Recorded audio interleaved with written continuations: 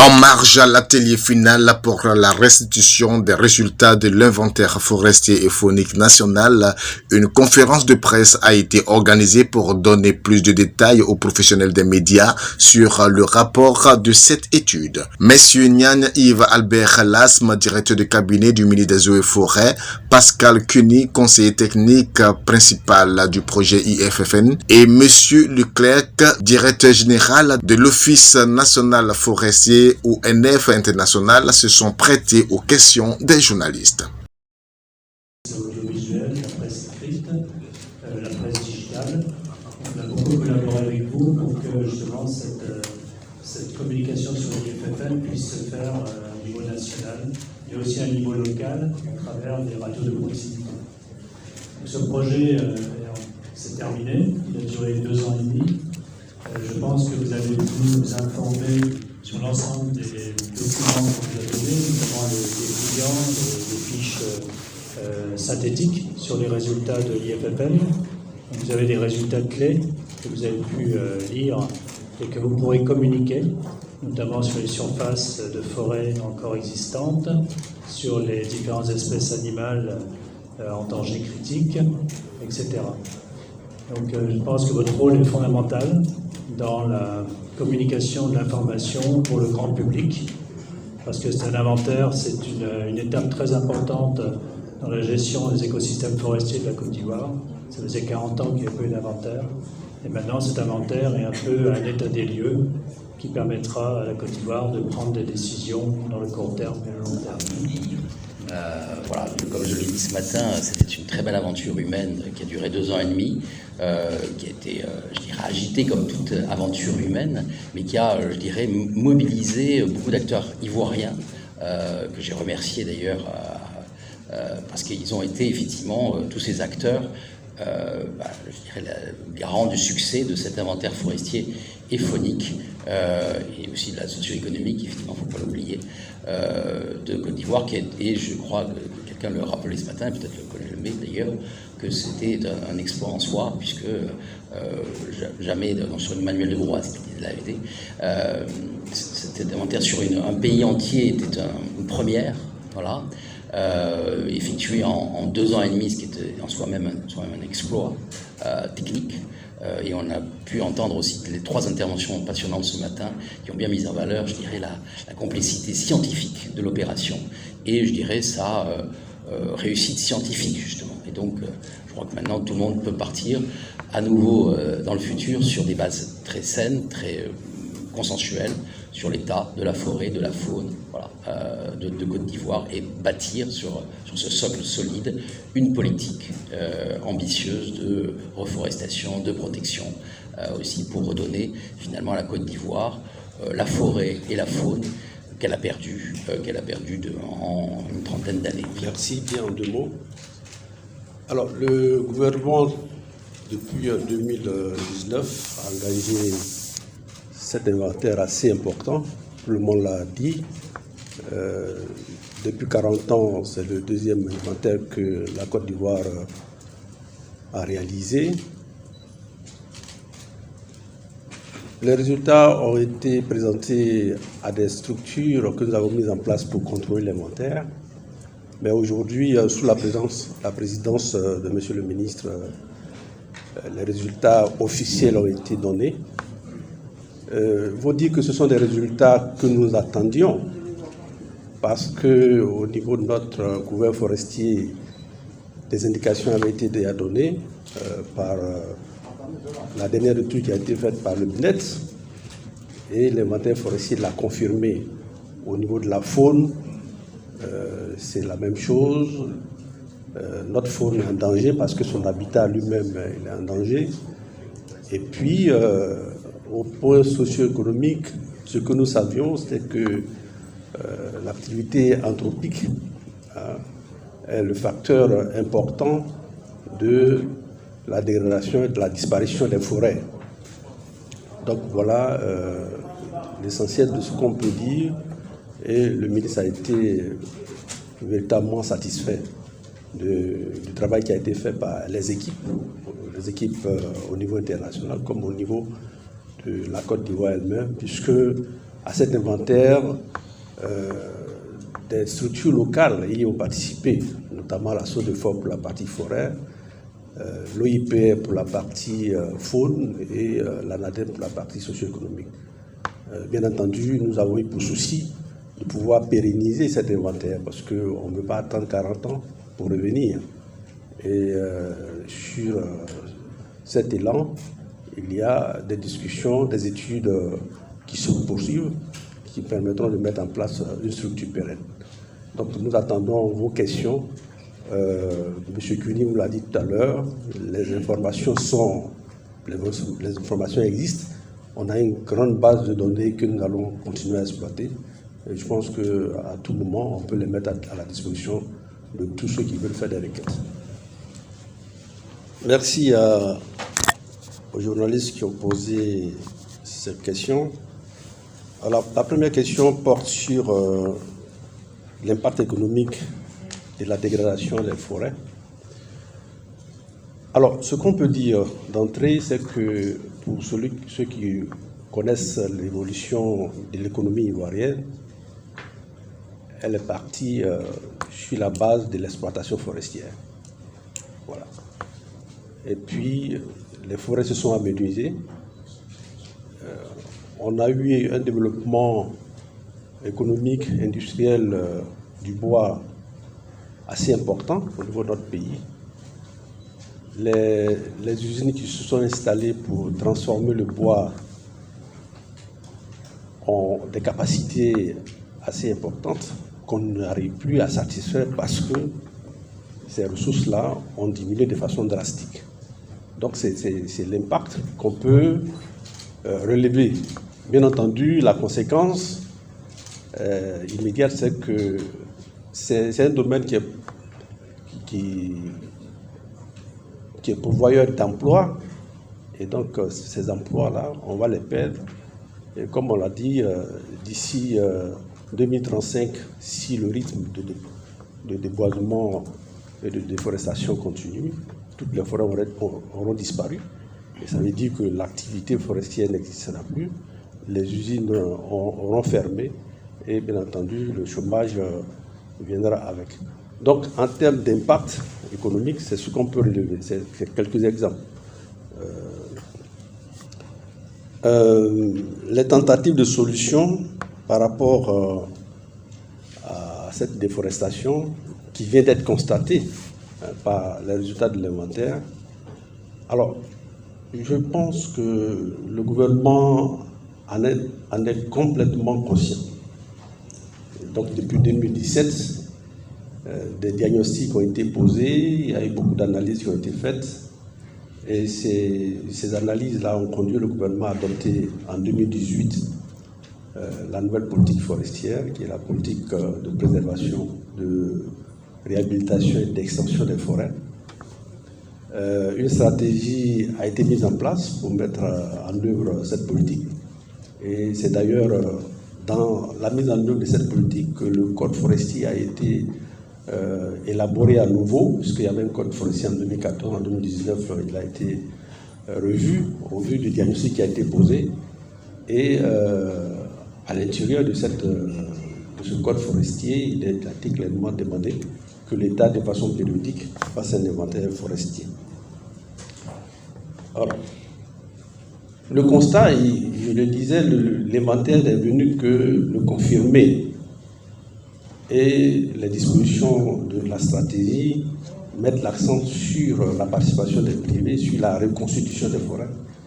Et l'objectif principal, c'est que d'ici 2030, on devait arriver à renverser cette tendance en portant le taux de couverture forestière à 20%. Cela veut dire qu'il y a des efforts assez importants que tous les acteurs doivent opérer, que ce soit l'État, que ce soit les privés, que ce soit les communautés, pour arriver à inverser la tendance. Il va falloir reconstituer environ 3 millions d'hectares de forêt, soit par le reboisement, soit par des mises en défense. Et je pense que ce sont les solutions, les pistes qui sont contenues dans ces stratégies. qui est rentré en vigueur en 2021. Il y a eu une phase transitoire de mise en œuvre 2019-2020. Des réflexions ont été menées, des études complémentaires ont été faites. Et à partir de 2021, la stratégie devrait être mise en œuvre de façon beaucoup plus déterminante. Et les moyens qu'on devrait mobiliser pour mettre en œuvre cette stratégie ont été estimés en son temps à au moins 616 milliards de francs CFA. Et une table ronde devrait être organisée. Je pense que les discussions sont très avancées par rapport à nos partenaires pour que ces fonds soient mobilisés et que définitivement nous commencions à mettre en œuvre la stratégie. La déforestation est-elle alarmante? Oui, bien entendu. Par rapport à ce que nous venons de dire, elle est alarmante. Les résultats, vous les avez tous suivis ce matin. On estime qu'il ne reste plus que 400 000 hectares de forêts denses. C'est toute la problématique. Dans les forêts classées qui sont censées être les derniers refuges de notre biodiversité, il ne reste que moins de 13%. Dans la zone sud, il ne reste que 11% de forêts dans les forêts classées. C'est véritablement, pour vous dire qu'elle est très alarmante, cette situation-là. Oui, alors, mécanisme de pérennisation, nous l'avons dit également dans toutes les interventions qui ont eu lieu ce matin. Nous avons dit qu'il ne faut pas attendre 40 ans pour revenir, pour faire un nouvel inventaire. Il faut que dans la foulée, nous puissions mettre en place une structure pérenne, effectivement, qui puisse permettre d'actualiser les données. Et nous sommes en train de rechercher la meilleure méthode pour l'actualisation.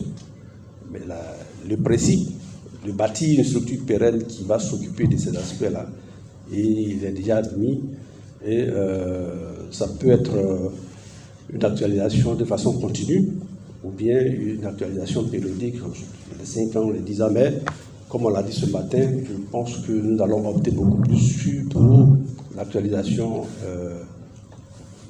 continue.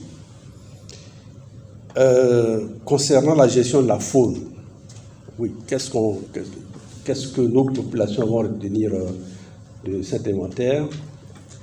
Comme les forêts, la faune est aussi en danger. Et donc je pense que ce que nous allons demander à nos populations, c'est d'aider à faire revenir cette faune-là dans son état initial par la lutte contre le braconnage, mais aussi leur demander de pouvoir valoriser cette faune, faire de l'élevage de certaines espèces pour permettre aux populations de continuer à attirer leurs besoins en protéines de cette ressource animale dans le domaine rural. Donc voilà quelques éléments de réponse que je voulais donner aux questions qui ont été posées. Je suis avec les autres ici. Monsieur Kenny. Merci, monsieur le directeur. Un petit complément, juste en fait par rapport à la quatrième question. Alors, le directeur de cabinet adjoint a précisé qu'il y aura une structure pérenne, donc il va continuer à travailler. Il faut bien voir que déjà, ce qui est fait, comme j'ai dit tout à l'heure, est un état entre guillemets initial. C'est-à-dire, on sait, et on connaît bien maintenant, la superficie des forêts qui restent, que ce soit en forêt classée, dans les aires protégées, mais également sur tout le territoire national. Et à partir de cela, la Côte d'Ivoire va entreprendre des actions, comme le directeur de cabinet a précisé, pour améliorer la situation, pour avoir un taux de forêt, de couverture forestière plus élevé. Ça, c'est un objectif national qui est très important.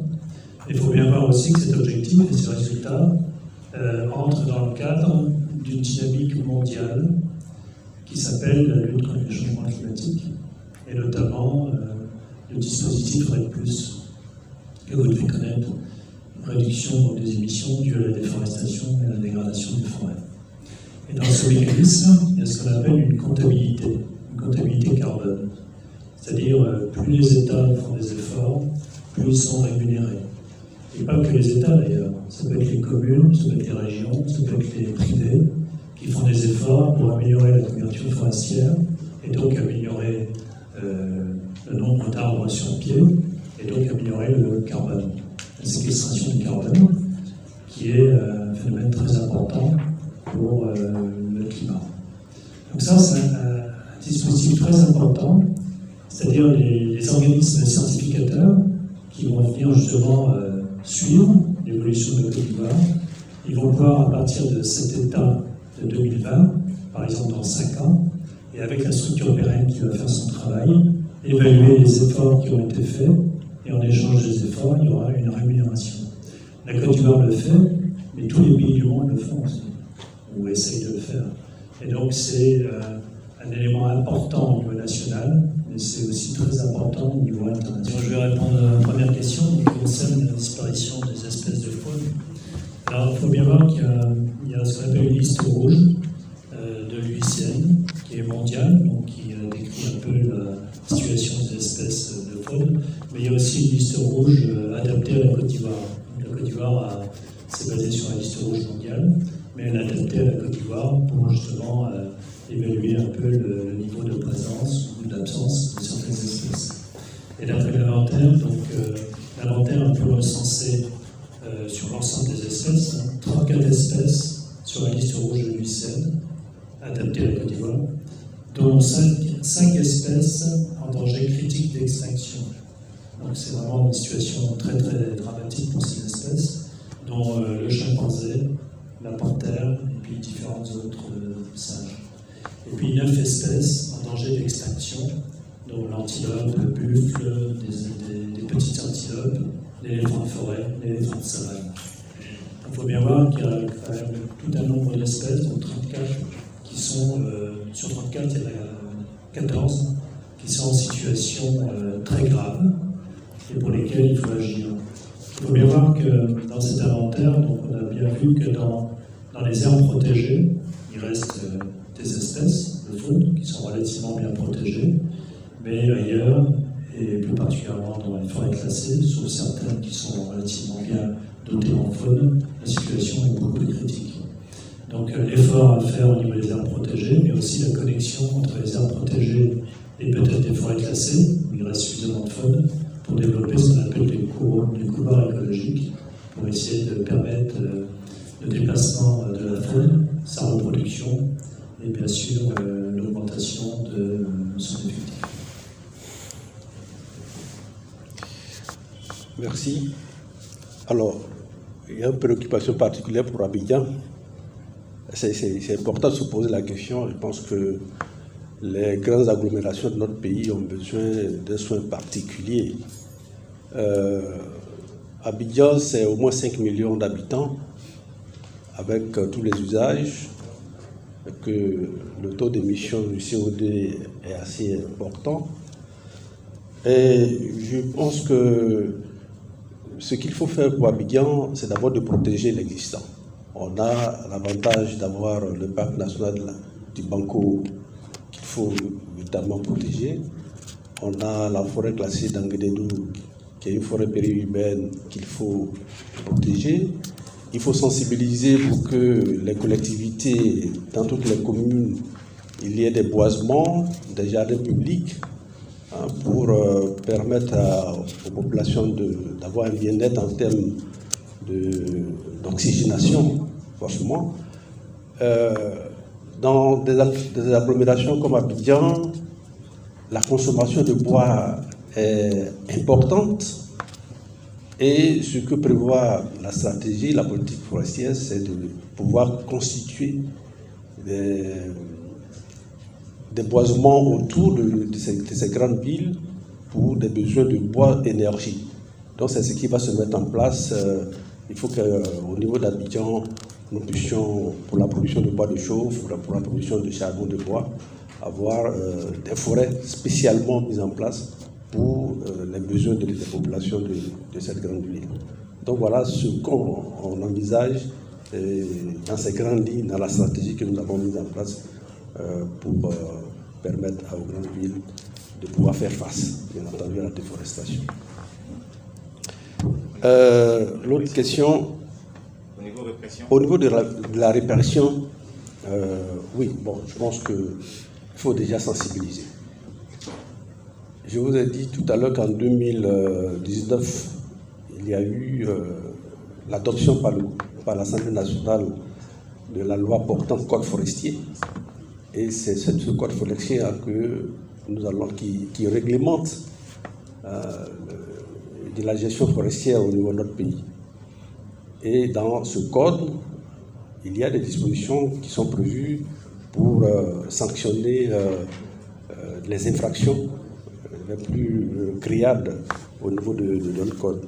Donc, il y a au niveau de notre ministère des Eaux et Forêts, bien entendu, les dispositions qui sont déjà prises au niveau de la police forestière, mais compte tenu de ce que nous devons être vigilants, nous devons être beaucoup plus dynamiques. Le ministère des Eaux et Forêts, le ministre des Eaux et Forêts principalement, a mis en place une nouvelle brigade de surveillance et d'intervention pour permettre d'amoindrir, bien entendu, les infractions qui sont menées dans le domaine forestier. Donc, il est prévu des dispositions pour réprimer toutes les infractions en matière forestière. Bon, mais je pense que ce n'est pas la voie. Dans la stratégie qui a été développée, on parle beaucoup plus d'implication, de sensibilisation. L'État a été au devant de la gestion forestière pendant plusieurs années depuis les indépendances. Ce que nous voulons, ce que nous souhaitons, est que la relève soit prise au niveau d'abord de ces démembrements, de la collectivité. Et au niveau des privés, nous pensons qu'il faut que les privés, je parlais tantôt de ce que les industries forestières ont besoin de renouvellement, de ressources forestières. Il faut que nous encouragions les privés à pouvoir constituer leurs propres ressources pour alimenter les usines. Il faut que les communautés au niveau du domaine rural soient sensibilisées à constituer leurs propres réserves forestières pour le bois de chauffe et d'énergie. Donc c'est tous ces éléments-là qu'il faut mettre en avant. La répression vient après, quand la sensibilisation n'a pas été bien comprise. C'est ce qu'on peut vous dire. Merci. Monsieur le Président, qui peut réagir. Oui, Allez-y. je voudrais revenir sur la question effectivement du risque pour Abidjan, du risque de réchauffement climatique. Alors effectivement, c'est une préoccupation qui s'étend d'ailleurs dans le monde, puisque à cause du réchauffement climatique, des canicules croissantes, les grandes villes surpeuplées, je ne sais pas si j'aurais surpeuplé, parce qu'il est très peuplé en tout cas, on va adapter, c'est une ville en chantier, on voit la traverse. Cette préoccupation est majeure parce que les villes suffoquent, et les conditions de vie se dégradent dans les grandes villes à cause du réchauffement climatique. Alors la réponse à ça, elle est double. Elle est d'abord dans la politique d'aménagement du territoire, d'urbanisation, et dans les pratiques. Il faut éviter trop de bitume, il faut laisser les terres, je dirais, à l'air libre, car le bitume accentue l'effet de réchauffement dans les villes. Voilà.